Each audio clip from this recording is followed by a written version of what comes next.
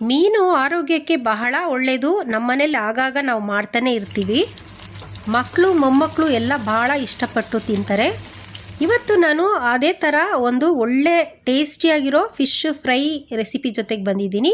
ನಮಸ್ತೆ, ಶುಶಿ ಅಡಿಗೆ ಚಾನಲ್ಗೆ ನಿಮ್ಮೆಲ್ಲರಿಗೂ ಸ್ವಾಗತ. ಬನ್ನಿ ರೆಸಿಪಿ ಮಾಡೋದು ಹೇಗೆ ಅಂತ ನೋಡೋಣ. ಅದಕ್ಕಿಂತ ಮುಂಚೆ ದಯವಿಟ್ಟು ವಿಡಿಯೋನ ಸ್ಕಿಪ್ ಮಾಡಿದ್ದೀರಾ ಕೊನೆವರೆಗೂ ನೋಡಿ. ಇಲ್ಲಿ ನಾನು ಅರ್ಧ ಕೆಜಿಯಷ್ಟು ವಂಜರ ಮೀನನ್ನ ಚೆನ್ನಾಗಿ ತೊಳೆದ್ಬಿಟ್ಟು ಫ್ರೈಗೆ ಹೇಗೆ ಬೇಕೋ ಹಾಗೆ ಸಣ್ಣದಾಗಿ ಸ್ಲೈಸ್ ಮಾಡಿ ತೊಗೊಂಡಿದ್ದೀನಿ. ಈಗ ಇದಕ್ಕೆ ಮಸಾಲೆಗಳನ್ನ ಹಾಕಬೇಕು. ಒಂದು ಅಗಲಾಗಿರೋ ಪಾತ್ರೆ ತೊಗೊಂಡು ಅರ್ಧ ಸ್ಪೂನ್ ಅರಿಶಿಣದ ಪುಡಿ, 1 ಸ್ಪೂನು ಖಾರದ ಪುಡಿ, ಅರ್ಧ ಸ್ಪೂನು ಜೀರಿಗೆ ಪುಡಿ, ಅರ್ಧ ಸ್ಪೂನು ಮೆಣಸಿನ ಪುಡಿ, 1 spoon fish fry masala, 1.5 spoon ಶುಂಠಿ ಬೆಳ್ಳುಳ್ಳಿ ಪೇಸ್ಟು, ಅರ್ಧ ಸ್ಪೂನು ಪುಡಿ ಉಪ್ಪು ಹಾಕ್ಕೊಂಡಿದ್ದೀನಿ, 1.5 ಸ್ಪೂನು ಗರಂ ಮಸಾಲ ಪುಡಿನ ಹಾಕ್ಕೊತಾ ಇದ್ದೀನಿ. ಹಾಗೆ 2 ಸ್ಪೂನು ಕಾರ್ನ್ಫ್ಲೋರ್ನ ಹಾಕೋತಾ ಇದ್ದೀನಿ. ಯಾಕೆ ಅಂತಂದರೆ ಈ ವಂಜರ ಮೀನಿಗೆ ಮಸಾಲೆ ಹಿಡಿಯೋದಿಲ್ಲ, ಅದರಿಂದ ಕಾರ್ನ್ಫ್ಲೋರ್ ಹಾಕ್ಕೊಂಡ್ರೆ ಬೈಂಡಿಂಗ್ ಚೆನ್ನಾಗಿರುತ್ತೆ ಅಂತ ಹೇಳ್ಬಿಟ್ಟು ನಾನು 2 ಟೀ ಸ್ಪೂನಷ್ಟು ಕಾರ್ನ್ಫ್ಲೋರ್ನ ಹಾಕೋತಾ ಇದ್ದೀನಿ. ಹಾಗೆ 2 ಟೀ ಸ್ಪೂನಷ್ಟು ನಿಂಬೆ ರಸ ಕೂಡ ಹಾಕೋತಾ ಇದ್ದೀನಿ. ಹಾಕ್ಕೊಂಡು ಇದನ್ನು ಫಸ್ಟು ಡ್ರೈ ಆಗಿ ಮಸಾಲೆ ಎಲ್ಲ ಚೆನ್ನಾಗಿ ಮಿಕ್ಸ್ ಆಗಬೇಕು. ಈ ಥರ ಕಲಿಸ್ಕೊಳ್ಳೋಣ. ಈಗ ನಾನು 1 ಟೇಬಲ್ ಸ್ಪೂನಷ್ಟು ನೀರನ್ನ ಹಾಕ್ಕೊಂಡು ಕಲಿಸ್ಕೊತೀನಿ. ನೀರನ್ನ ಒಂದೇ ಸಲ ಜಾಸ್ತಿ ಹಾಕ್ಕೋಬಾರ್ದು, ತುಂಬ ನೀರಾಗ್ಬಿಟ್ರೆ ಮಸಾಲೆ ಫಿಶ್ಗೆ ಹಿಡಿಯೋದಿಲ್ಲ. ಅದಕ್ಕೋಸ್ಕರ ನೋಡಿ, ಈಗ 1 ಸ್ಪೂನ್ ಹಾಕ್ಕೊಂಡು ಕಲಿಸ್ಕೊತಾ ಇದ್ದೀನಿ ನಾನು. ಈಗ ಇನ್ನೂ ಸ್ವಲ್ಪ ನೀರು ಬೇಕನ್ಸುತ್ತೆ, ಇನ್ನೂ 1 ಟೀ ಸ್ಪೂನಷ್ಟು ನೀರು ಹಾಕ್ಕೊಂಡು ನಾನು ಕಲಿಸ್ಕೊತಿದ್ದೀನಿ. ಚೆನ್ನಾಗಿ ಮಿಕ್ಸ್ ಆಗಬೇಕು ಮಸಾಲೆ ಎಲ್ಲನೂ. ಈಗ ಒಂದೊಂದೇ ಮೀನನ್ನ ತಗೊಂಡು ಚೆನ್ನಾಗಿ 2 ಕಡೆ ಮಸಾಲೆನ ಸವರಬೇಕು. ನೋಡಿ, ಈ ಥರ ಕೈಯಲ್ಲಿ ಇಟ್ಕೊಂಡು ನೀಟಾಗಿ 2 ಕಡೆ ಈ ಥರ ಮಸಾಲೆನ ಸವರೋಣ. ನೋಡಿ, ಈ ಥರ ಇನ್ನೊಂದು ಮೀನು ತೋರಿಸ್ತಾ ಇದ್ದೀನಿ. ಈ ಥರ 2 ಕಡೆ ಚೆನ್ನಾಗಿ ಮಸಾಲೆನ ಸವರೋಣ. ಈ ಮೀನಲ್ಲಿ ಒಂದು ಮುಳ್ಳಿರೋದಿಲ್ಲ, ತುಂಬ ಟೇಸ್ಟಿಯಾಗಿ ಆಗುತ್ತೆ. ಚಿಕ್ಕ ಮಕ್ಕಳು ಕೂಡ ತಿನ್ಬೋದು.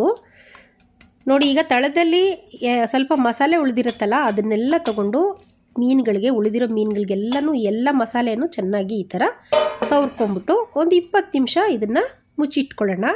20 ನಿಮಿಷ ನೆನೆಸೋದ್ರಿಂದ ತುಂಬ ಚೆನ್ನಾಗಿ ಜ್ಯೂಸಿಯಾಗಿ ಚೆನ್ನಾಗಿ ಮ್ಯಾರಿನೇಟ್ ಆಗಿರುತ್ತೆ. ಟೇಸ್ಟ್ ಕೂಡ ತುಂಬ ಚೆನ್ನಾಗಿರುತ್ತೆ. 20 ನಿಮಿಷ ಆದಮೇಲೆ ತೆಗ್ದಿದ್ದೀನಿ ನೋಡಿ, ಎಷ್ಟು ಚೆನ್ನಾಗಿದೆ, ಕಲರು ಚೆನ್ನಾಗಿ ಮ್ಯಾರಿನೇಟ್ ಆಗಿರುತ್ತೆ. ಈಗ ಸ್ಟವ್ ಮೇಲೆ ಒಂದು ಪ್ಯಾನ್ನ ಇಟ್ಕೊಂಡು ನಾನು 4 ಟೇಬಲ್ ಸ್ಪೂನಷ್ಟು ತೆಂಗಿನಕಾಯಿ ಎಣ್ಣೆ ಹಾಕೋತಾ ಇದ್ದೀನಿ. ನೀವು ತೆಂಗಿನಕಾಯಿ ಎಣ್ಣೆ ಬಳಸೋದಿಲ್ಲ, ಇಷ್ಟ ಇಲ್ಲ ಅಂತಂದರೆ ನಿಮ್ಗೆ ಯಾವ ಎಣ್ಣೆ ಬೇಕೋ ಅದನ್ನೇ ಹಾಕ್ಕೊಳ್ಳಿ.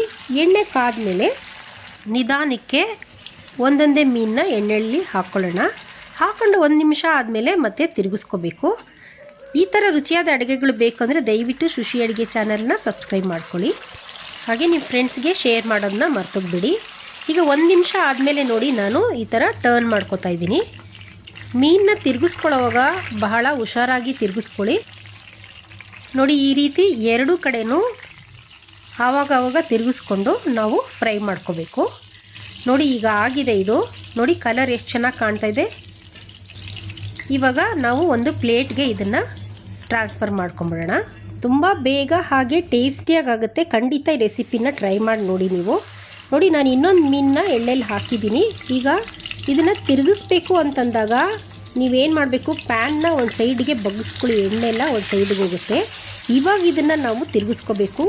ಎಣ್ಣೆ ತುಂಬ ಬಿಸಿಯಾಗಿರುತ್ತೆ. ನೀವೇನಾದ್ರು ಹಾಗೆ ತಿರುಗಿಸ್ಬಿಟ್ರೆ ಜೋರಾಗಿ ಏನಾದ್ರು ಬಿತ್ತು ಅಂತಂದರೆ ಮುಖಕ್ಕೆ, ಕೈಗೆ ಎಲ್ಲ ಸಿಡಿದ್ಬಿಡುತ್ತೆ. ಹುಷಾರಾಗಿ ಮಾಡ್ಕೊಳ್ಳಿ. ನೋಡಿ, ಈ ಥರ ಎಲ್ಲ ಮೀನುಗಳನ್ನ ನಾನು ಫ್ರೈ ಮಾಡ್ಕೊಂಡು ಇಟ್ಕೊಂಡಿದ್ದೀನಿ. ಎಷ್ಟು ಕಲರ್ಫುಲ್, ಹಾಗೆ ಮೇಲೆ ಕ್ರಿಸ್ಪಿಯಾಗಿರುತ್ತೆ, ಒಳಗಡೆ ತುಂಬ ಜ್ಯೂಸಿಯಾಗಿ ತುಂಬ ಟೇಸ್ಟಿಯಾಗಿರುತ್ತೆ. ಖಂಡಿತ ನೀವು ಟ್ರೈ ಮಾಡಿ ನೋಡಿಬಿಟ್ಟು ಹೇಗಿತ್ತು ಅಂದ್ಬಿಟ್ಟು ನನಗೆ ದಯವಿಟ್ಟು ಕಮೆಂಟ್ ಮಾಡಿ ತಿಳಿಸಿ. ನೋಡಿ, ಈಗ ನಾನು ತೋರಿಸ್ತಾ ಇದ್ದೀನಿ ಪೀಸ್ ಮಾಡಿಕೊಂಡು. ನೋಡಿ, ಎಷ್ಟು ಚೆನ್ನಾಗಿದೆ ನೋಡಿ. ನೋಡಿ, ಜ್ಯೂಸಿಯಾಗಿದೆ ನೋಡಿ, ತುಂಬ ಚೆನ್ನಾಗಿ ಬೆಂದಿದೆ ಕೂಡ, ಮೇಲೆಲ್ಲ ಕ್ರಿಸ್ಪಿಯಾಗಿರುತ್ತೆ. ಮಾಡ್ಕೊಂಡು ತಿಂದು ನೋಡಿದ್ರೆ ನಿಮ್ಗೆ ಖಂಡಿತ ಗೊತ್ತಾಗುತ್ತೆ. ಈ ವಿಡಿಯೋನ ಕೊನೆವರೆಗೂ ನೋಡಿದ್ದಕ್ಕೆ ನಿಮ್ಮೆಲ್ಲರಿಗೂ ಧನ್ಯವಾದಗಳು. ನೆಕ್ಸ್ಟು ಯಾವುದಾದ್ರೂ ರೆಸಿಪಿ ಬೇಕು ಅಂದರೆ ದಯವಿಟ್ಟು ಕಮೆಂಟ್ ಮಾಡಿ ತಿಳಿಸಿ ನನಗೆ. ಹಾಗೆ ನಿಮ್ಮ ಫ್ರೆಂಡ್ಸ್ಗೆ ಶೇರ್ ಮಾಡೋದನ್ನ ಮರ್ತೋಗ್ಬೇಡಿ. ಹೀಗೆ ನನಗೆ ಸಪೋರ್ಟ್ ಮಾಡ್ತಾಯಿರಿ. ನೆಕ್ಸ್ಟ್ ರೆಸಿಪಿ ಜೊತೆಗೆ ಸಿಗ್ತೀನಿ. ಅಲ್ಲಿವರೆಗೂ ಟೇಕ್ ಕೇರ್, ಬಾಯ್.